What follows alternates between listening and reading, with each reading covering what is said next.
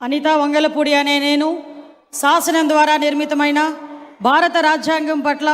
నిజమైన విశ్వాసం విధేయత చూపుతానని, భారతదేశ సార్వభౌమాధికారాన్ని సమగ్రతను కాపాడుతానని, ఆంధ్రప్రదేశ్ రాష్ట్ర మంత్రిగా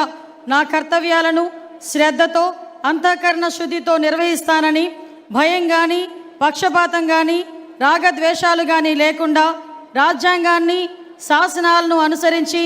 ప్రజలందరికీ న్యాయం చేకూరుస్తానని దైవ సాక్షిగా ప్రమాణం చేస్తున్నాను. నేను అనితా వంగలపూడి అనే నేను ఆంధ్రప్రదేశ్ రాష్ట్ర మంత్రిగా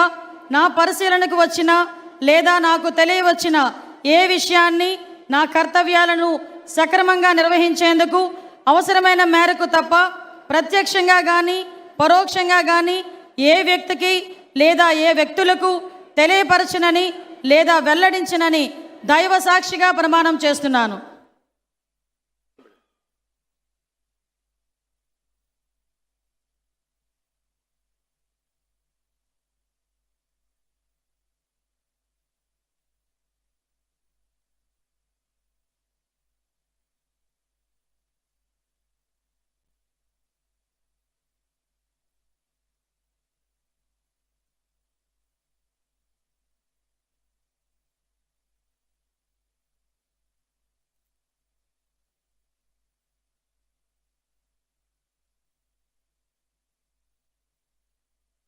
అనితా వంగలపూడి అనే నేను